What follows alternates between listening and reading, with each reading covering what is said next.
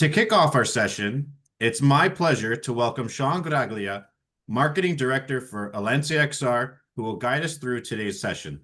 Over to you, Sean. Thanks, Adam. And thank you, everyone, for joining us today. A warm welcome for our returning friends and new connections from the American Association for Anatomy and the American Dental Education Association. Anatomy today faces real pressures. Dissection remains at a cornerstone of teaching, but the access is increasingly limited and costs are rising. At the same time, students are coming in and expecting technology-enabled learning experiences, whether in medicine and allied health or our topic today, dentistry. So for dental education in particular, as I've learned, the challenge is even more intense. Students must compress the mastery of anatomy and surgical judgment at an accelerated pace. And that urgency makes innovation not just interesting, but essential. And so today, you're going to hear from a guest about how XR is integrated into their dental program to address some of these challenges and what impact this is having on faculty and students, and the advice that we have on anyone considering this path. So let's go over the agenda, and then I'll introduce my guest for the session. Following these opening remarks, we'll dive right into the interview with our guest today.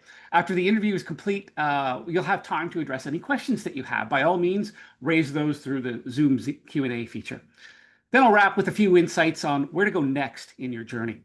So let's welcome our guest today. It's my pleasure to introduce Dr. David Rolf, and I'll ask Dr. Rolf to turn on his camera. Dr. Rolf is the Associate Dean for Academic Affairs and Professor of Periodontics at Case Western Reserve University School of Dental Medicine. In this role, he oversees curriculum, student success, outcomes assessment, and accreditation. Dr. Rolf has also been instrumental in leading the adoption of XR technology within dental education. And we're excited to hear your perspective today, Dr. Rolf. Welcome.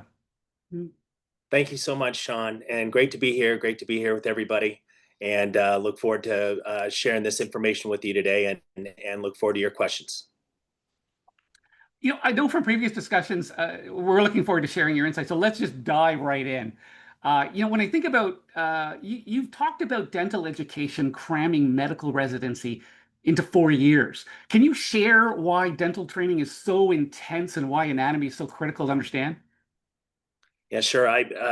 As we share, and I have to remind our students and anybody on this webinar that is a dentist or has teaching dentistry, I really think that we have the most intense health professions education that there is. That we are literally training clinicians to be licensed practice-ready clinicians in 4 years. Students are having to do so much in the first 2 years to get ready for patient care in the second 2 years, that it is extremely intense. There's a lot on a student's and a faculty's plate to deliver the education at a very high level. With so much content. I'll just, say, speaking for Case Western, we have effectively a 50 credit hour per year program. Students are taking 121 courses over 4 years. They're taking about 33 courses every year. And just to give an example of where anatomy comes in with this, we have an integrated biomedical sciences curriculum that extends throughout the first and second year in a number of different modules. And as people know about the integrated curriculum, there might be a heart and lung module, a neuroanatomy module, a gastrointestinal module, et cetera. And those encompass all the different biomedical sciences, including anatomy. And students then have to learn and apply the anatomy to that discipline.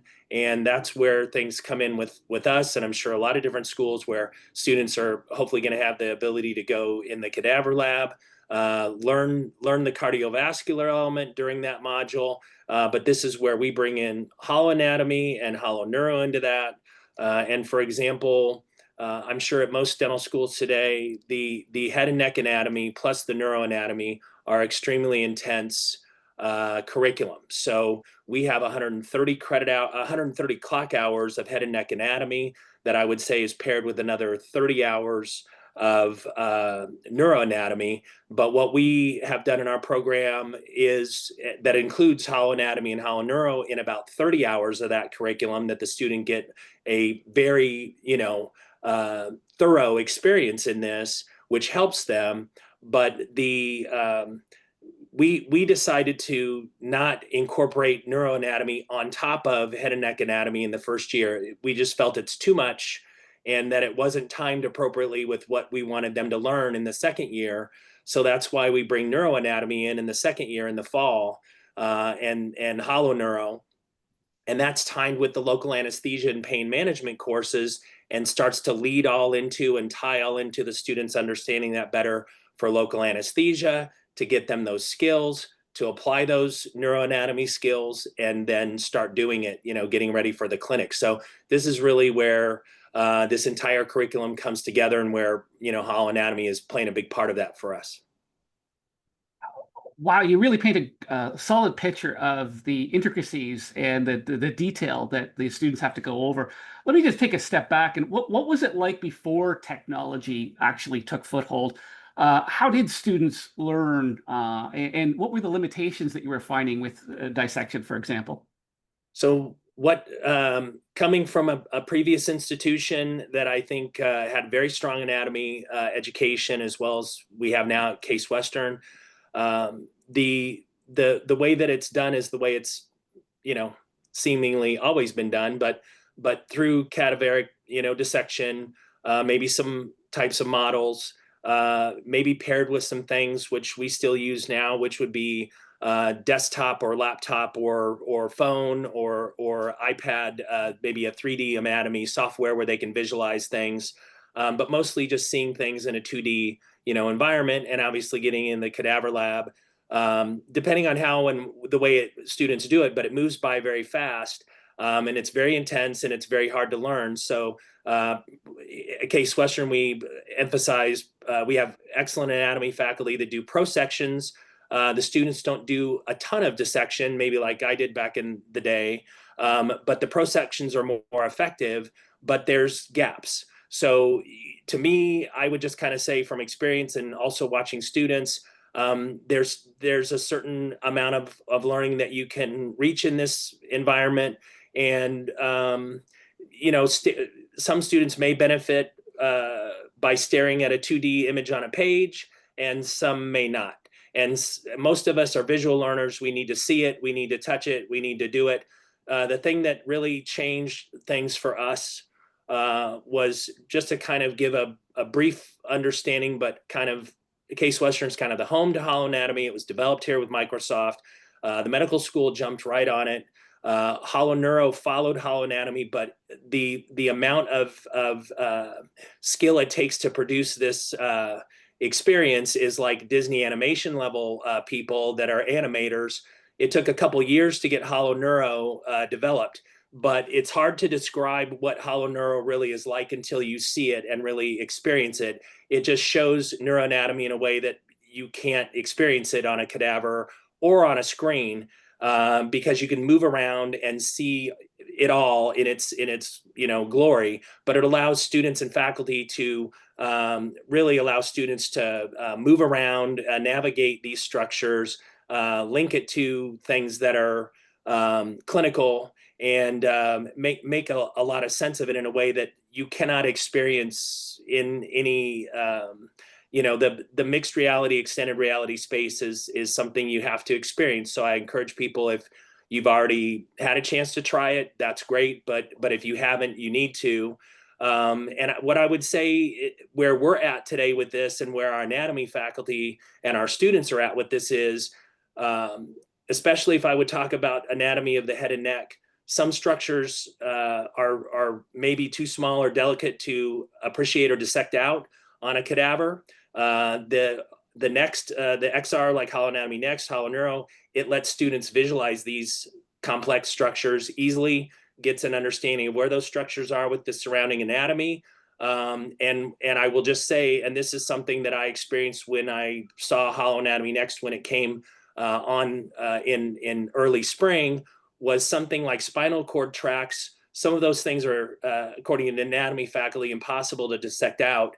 And literally what the XR holoanatomy and holoneuro do is, I experienced having someone who was a trainer say, let's take the spinal cord and enlarge it to the size of literally a bus of the room, and you can see every detail in a way that's I've never seen before. And it really allows students to have a complete understanding of, okay, I understand what you're trying to tell me. What is this structure? What does it do? How does it relate to the human body and function and so forth? So these things allow students to map out anatomic structures and pathways in a way that they cannot really do in a 2D image.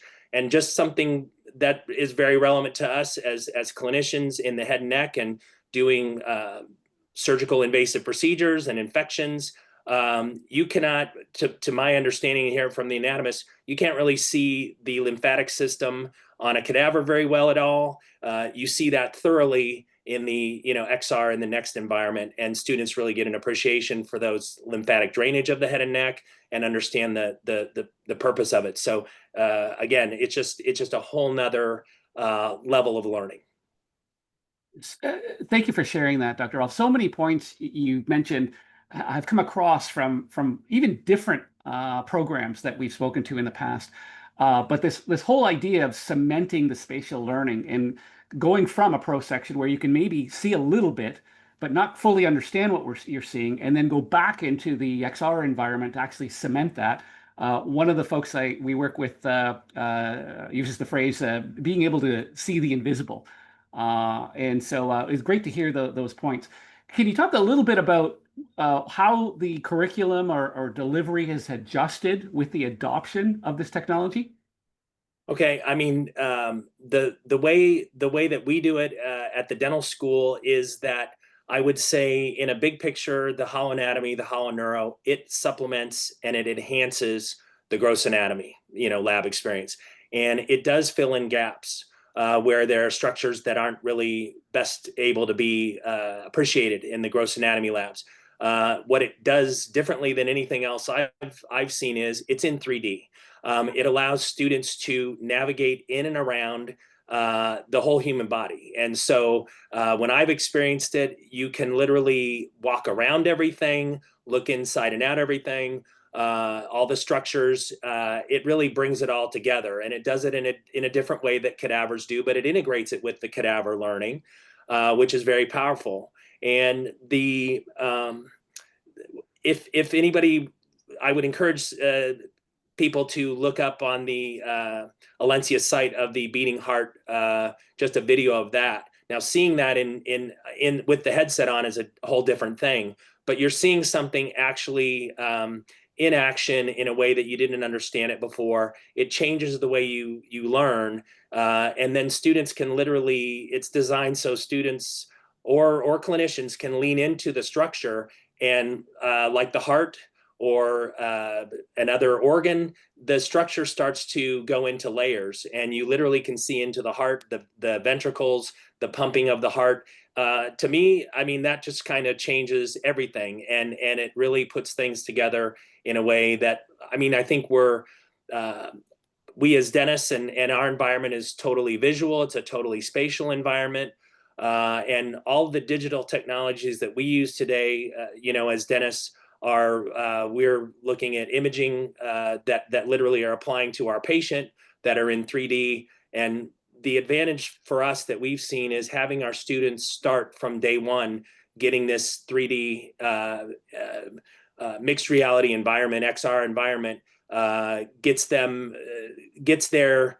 It starts to work on their learning in a way that they're going to apply later on as they keep learning these different ways of doing digital dentistry or looking at cone beam CT, implant planning software, and so on and so forth. One other thing that I would say that we've done, we started off from the D1 year in the fall, and they integrate holoanatomy into these biomedical sciences modules with musculoskeletal and gastrointestinal and heart and lung, and it progresses from there, and it goes on into head and neck anatomy, which is the heavy one in the spring, and then it goes on to renal and neuroanatomy in the second year, and so on. Something that I think is really great about it is it brings students together. Students are maybe 20, 30 students in the room, grouped in a team of 6 or 7 students. They're all working and collaborating and talking together, looking at this holographic model. They're talking about the anatomy. They're experiencing it in real time. And the peer-to-peer learning is a huge asset to students. And we've seen that reflected in their better learning and understanding and application of the anatomy. And frankly, I have seen students failing less in these courses as a result of the entire curriculum. And we're planning on doing a study on this to assess the students' learning, using these new tools. So, and I would say one other thing that I would add is we are now transitioning from the HoloLens to the MetaQuest 3 headset, and that's a big deal because it allows our students then to access the XR and the next platform.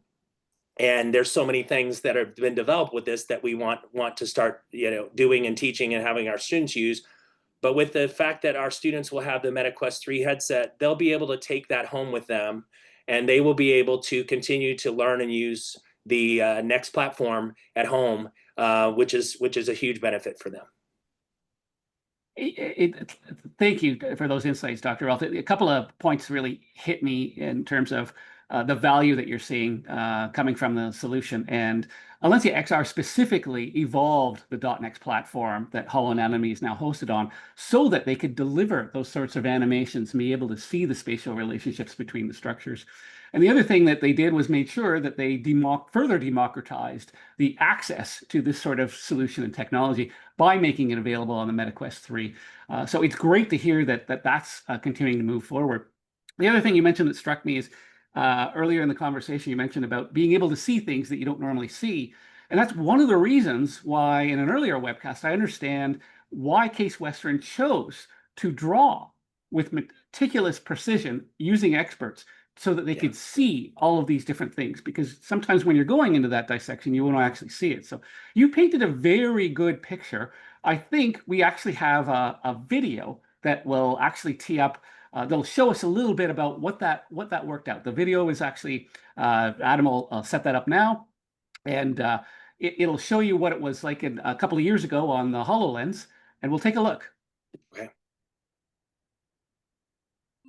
Having that full body understanding of your patient as a dentist truly allows you to be able to treat them better. Because dentistry isn't just working on teeth, it's connected to the rest of the body. HoloLens is really great, I think, for building a foundational basis. It was very nice to see distinctly labeled and colored parts in a hologram. I am one of those people that is not comfortable in cadaver lab, but having HoloLens as an additional way to see the body, you can really visualize what we're learning. You can walk around it, it stays put, so if you want to poke your head inside, you could do that. Understand that your right lung is larger than the left lung. And all the while, the instructor is actively talking about what you should be looking at in real time. The teacher was able to turn on a pointer mode, so wherever she was looking, I got to be able to see, which was very, very helpful. It definitely allows you to be more interactive with people that are also learning.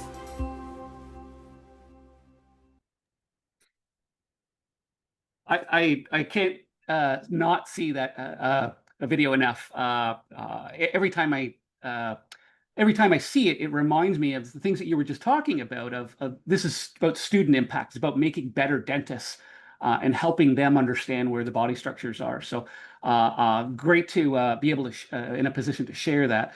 And I love the reactions that they have to using the technology. And you heard the one girl talk about just enjoying it more as a learning experience than being in the cadaver lab, and we don't talk about that often, but it takes a lot to get ready to get in there, and it's not as nice as an environment as you would be learning from your home office or in a classroom. So, Dr. Rolf, when you see these kind of changes, just talk a little bit about, are there moments that you've seen from the students where they just get it? Maybe it's surgical grafting, maybe it's some other process. But what impact else have you seen with students? I mean, it's fun to watch that video. Those are our students. They're awesome. We love them. They took to it right away. So to me, I think the advantage of this, and this is what I would encourage anybody on here, and just all, speaking of dentistry, but all dental educators, is it's really time to get into this space. This is here and now, big time, and it's only going to get bigger and better. So we are already talking about taking the MetaQuest headset as our tool, and applying it with different apps for dentistry, including all the holoanatomy and holoneuro. So students, we are already hearing that students already have MetaQuest 3 headsets. They already use them, for different things, and so they're already walking in here, working in this space, kind of used to it, appreciating it. So for them to actually be able to employ this with anatomy, and then really start to, to me, we're trying to make these connections. So the anatomy, speaking as a dentist and as a periodontist, as a surgeon, the anatomy is everything. So it has to be there, and you have to have an understanding of it. You have to have a respect for it. You have to, all of our, our procedures on patients have all an anatomic basis. We have to protect patients, keep surgery safe, protect vital structures. One thing that I will say something about more to your question in a second, but we envision using the MetaQuest headset once we get a student into a third year mode, where we're talking about a surgically or an advanced discipline course in endo, perio, oral surgery, etc. And we could have them put on this in class and say, we want you to revisit this anatomy, and then now we're going to share with you, let's watch this video about this surgery, and let's all break it down. And I think that will really bring it to bear for students and make those connections. What we are seeing with students is it is giving students a better, stronger 3D appreciation of structures, because even though they do spend so much time, a good chunk of time, in the cadaver lab, those things are prosections. They're really not dissecting out a lot of those structures. Our faculty in anatomy are saying that things such as hollow neuro next, it is helping students. Neuroanatomy is very complex. This is helping students be able to just kind of see that better, understand that better, appreciate that better. And then if we can give students the tool to have the MetaQuest 3 headset and say, as we have it at this very moment, students have to go into our digital suite with the anatomy faculty and have this, a session. And I didn't want to forget, it's very cool that the faculty have control over planning the session they want to deliver. So they actually can choose what kind of presentation they want to give the students. But the ability to then, what we're headed to next, is to have our students take those headsets home and do more. I'm a big believer in doing more. So to allow our students to be able to have the time to say, I want to do that, I want to see that again, they'll have it right there at their disposal, and it will help them. The things that you didn't see on the video is when you looked at the spinal tract in that video, the new Next platform, again, is something to me very different, and it expands it as far as you want to see it. And that lets students map out all pathways. And when this is being paired alongside the cadaver, it is really giving, it's kind of the way the students and the faculty are describing, it's giving them a better picture, a better understanding that then we want them to apply to the overall anatomy. It is having impact on their learning and efficiency, but also application of the anatomy and their overall performance. So these are the things that we see that the students have been doing. We have, this is year 3 for us. So we have a two-year now, third year track record with this. We've already seen what the students in medicine, have been able to do with it. So for us, this is, we wanted to be, we think we may have been the first dental school in the country to adopt it, but I encourage every school that you need to get into this space now. Anatomy is the most sensible, the most needed, I think, area for students to have it, but it's going to go off in so many different branches. It's going to be very exciting. One of the things you called out that I wanted to emphasize, and I've heard this from many faculty that we've talked about, is the solution is specifically designed to empower faculty to work with the existing curriculum. And so whatever you want to show in different steps of the way or not show, that's in your full control. And you can map that exactly to your curriculum. And then the student gets kind of shepherded down the road. So I'm glad you called that out. Great. One other thing I wanted to ask you, you probably got some folks on the call that might be thinking about, okay, where do I start? Like, what lessons do I have in actually trying to convince the powers to be that we need to go in this direction? What's your advice? I mean, the way I feel about it now, after having this much time with it and experience with it, and experiencing it myself, but also seeing how our students are using it, what our anatomy faculty is doing with it is, I think it's a necessary part of the curriculum. And so the question is, at every school, is where do you find the time for that? So we mapped out the amount of time that worked well, just according to the way that our integrated biomedical sciences curriculum runs.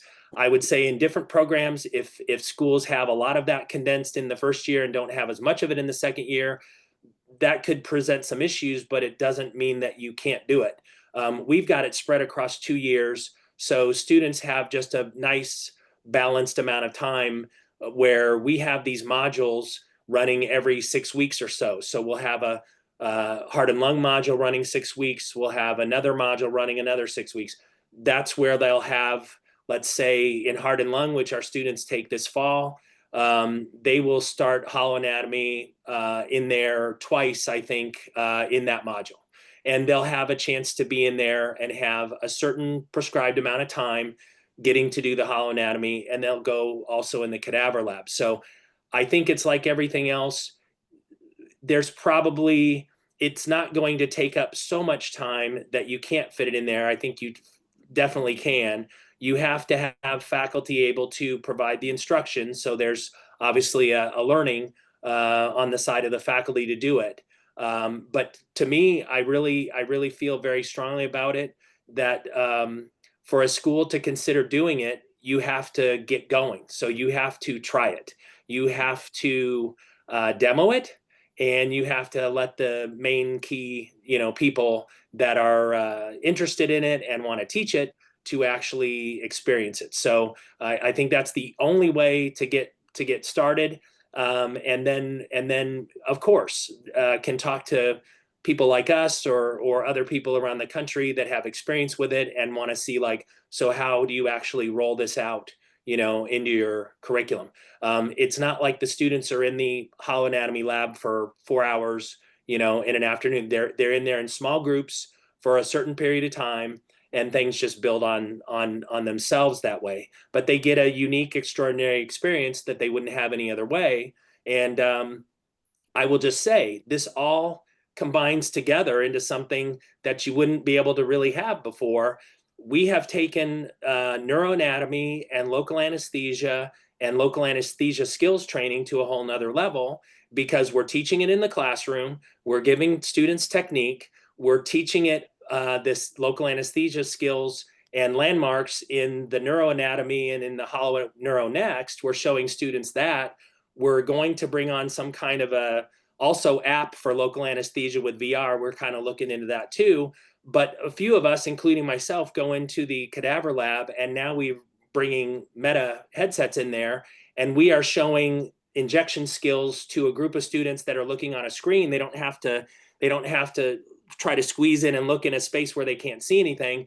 And we're using the headsets to video the injection techniques, and then we can bring them back out of that and say, this is where we're headed next with this. Let's now pull up the neuroanatomy with the hollow neuro of what we're doing here.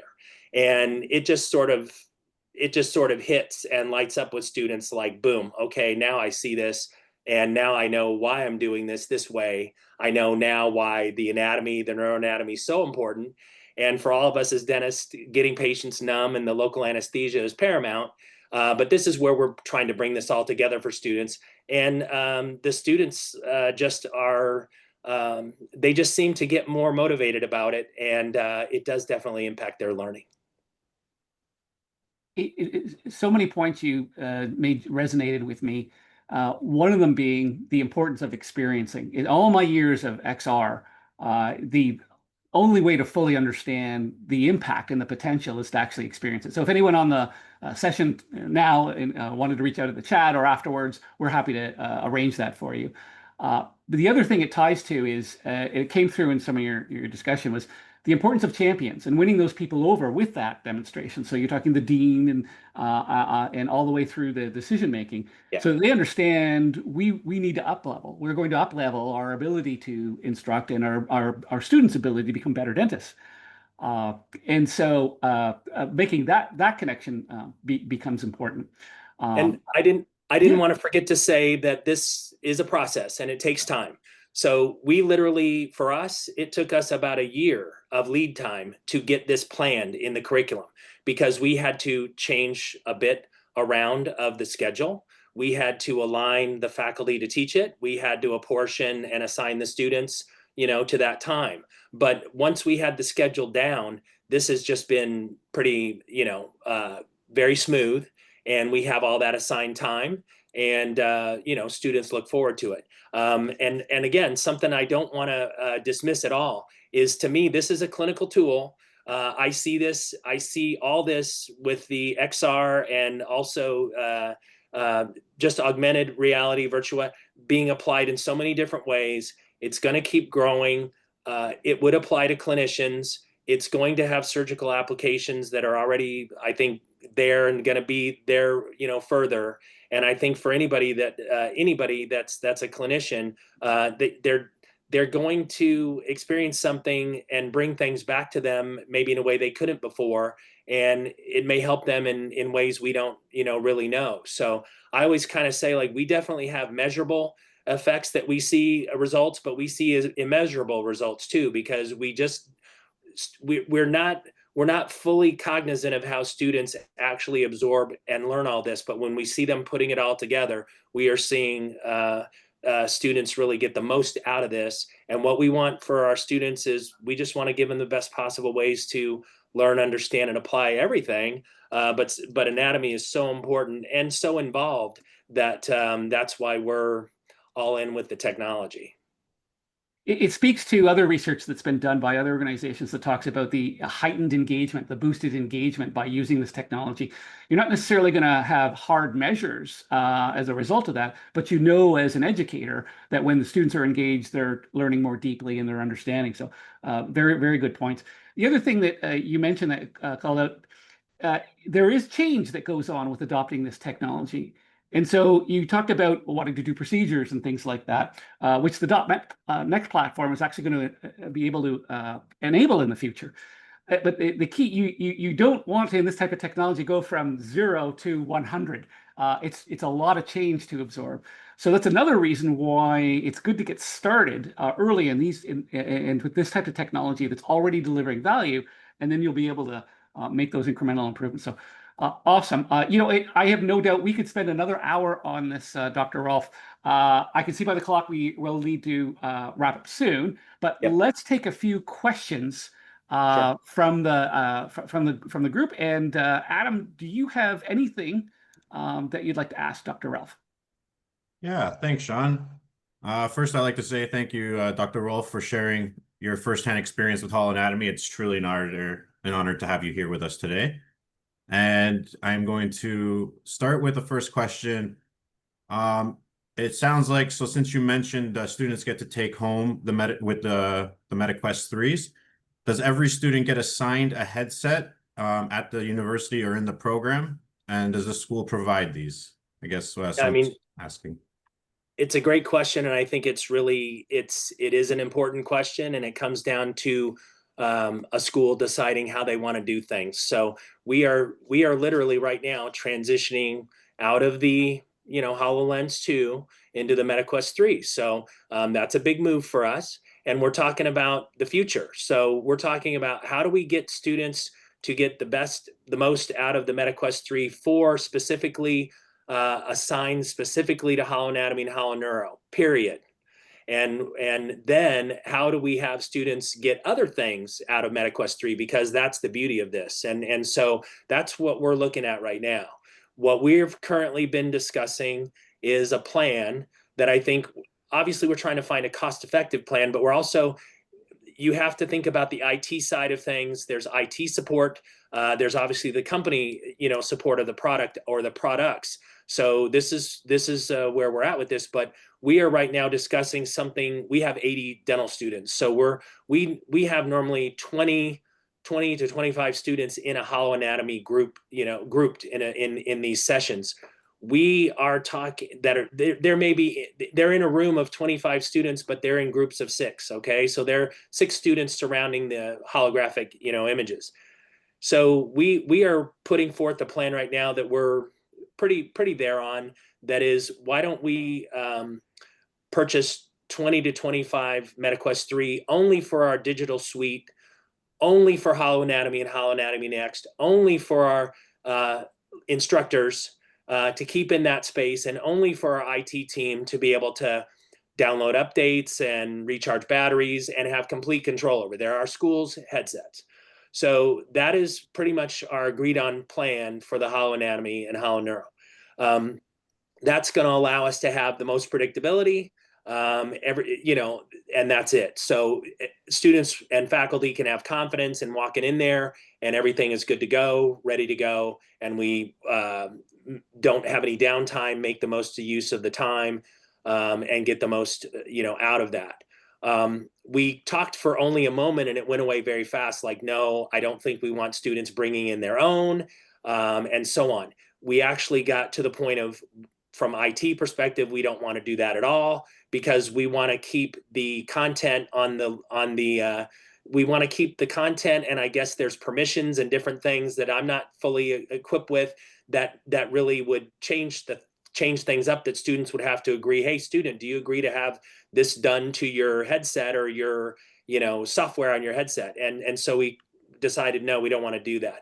Keep it simple and keep those just for that purpose.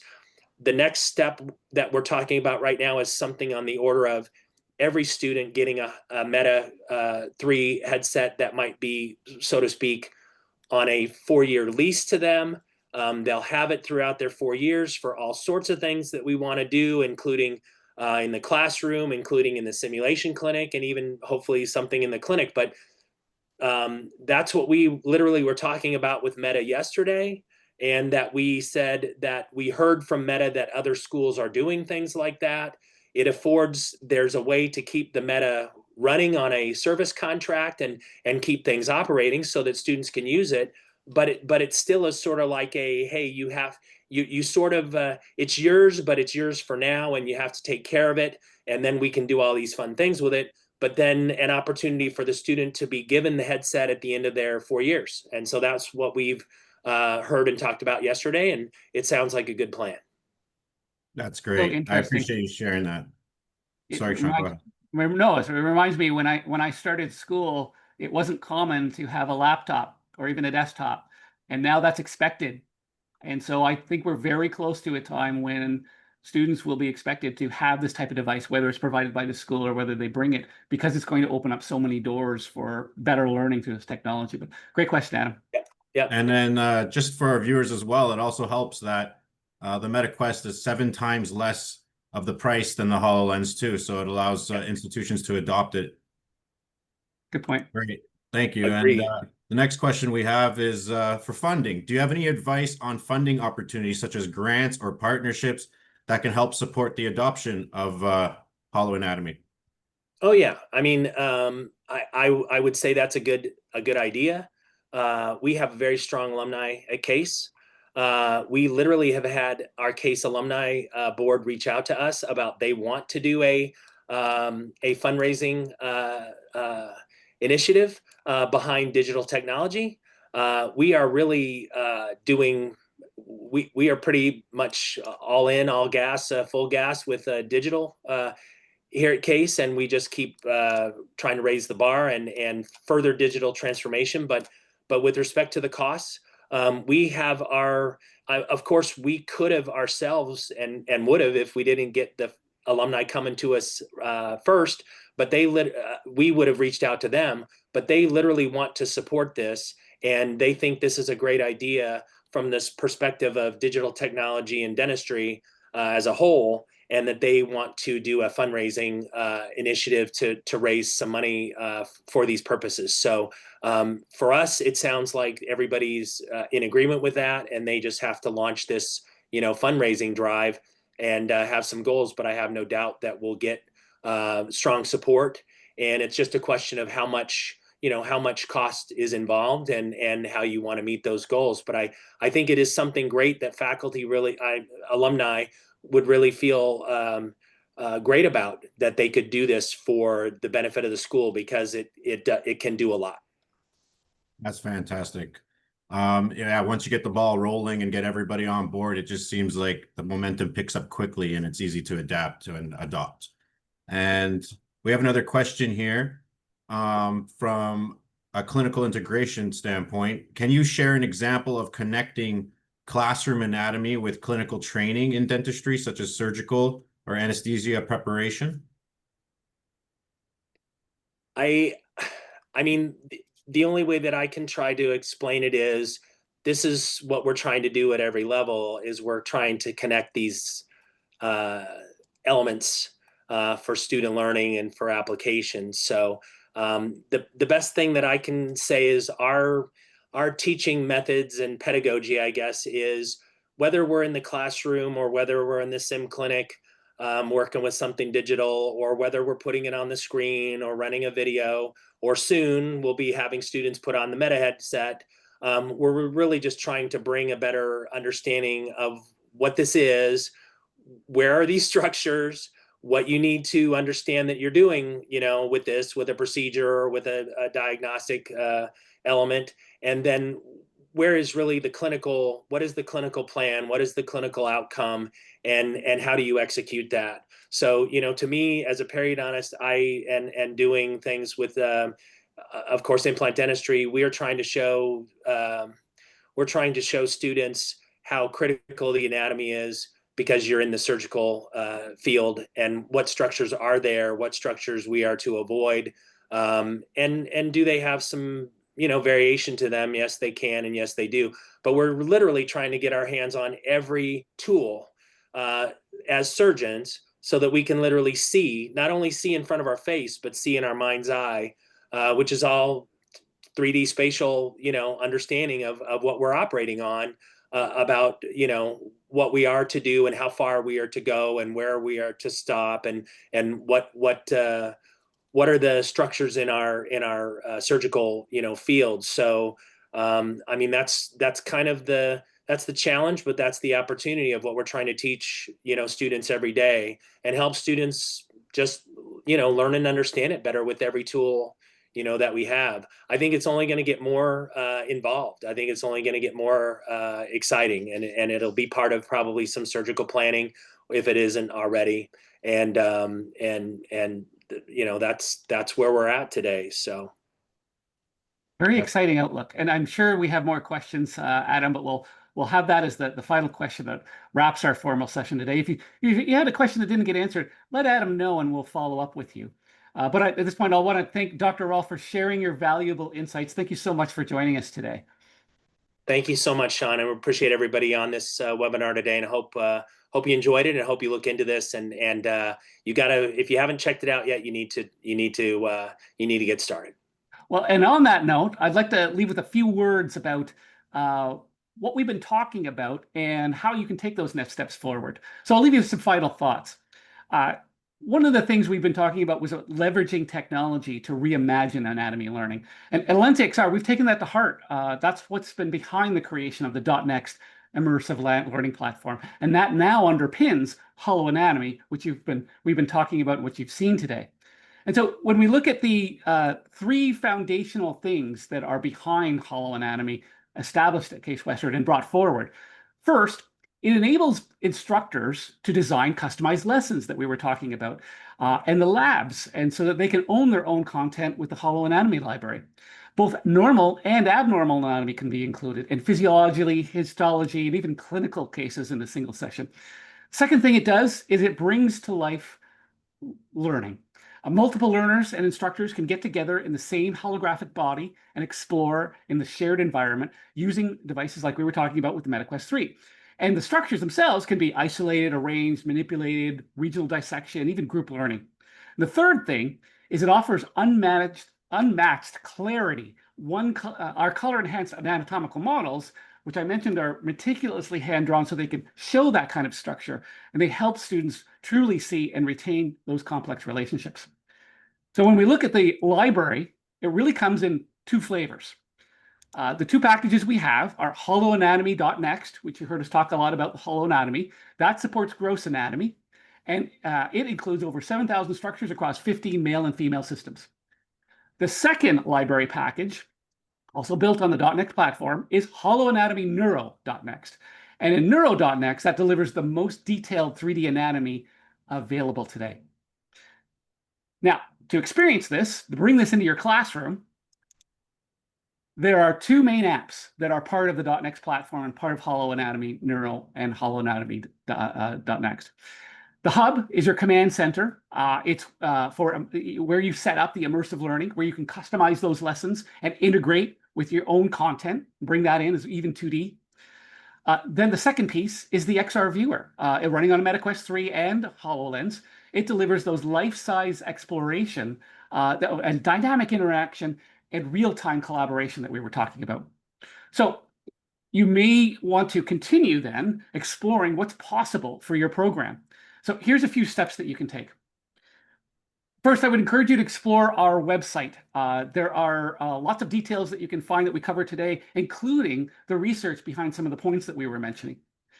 You'll also find more in-depth holoanatomy stories from some of our adopted partners. The second thing is I encourage you to go through the past webinars are available through the site. You can get insights for other institutions and programs. They have goals similar to your own. And even though they don't necessarily map to dentistry, I think what you're going to find is that there's a common set of challenges across these programs about mastering anatomy and leading them to holoanatomy as a solution. Now, when you're ready to explore how this can actually operate in your own program, by all means, we'd welcome the conversation. So feel free to reach out even in this chat or in the upcoming survey that'll come. We'd be glad to discover what's possible for your program. So this concludes the formal program for session today. Once again, thank you so much for Dr. Rolf for sharing everything and staying with us. We enjoyed bringing you these insights and discussing today and recognizing the challenges that you face as educators in trying to navigate this accelerating technology while your path is to better learning outcomes.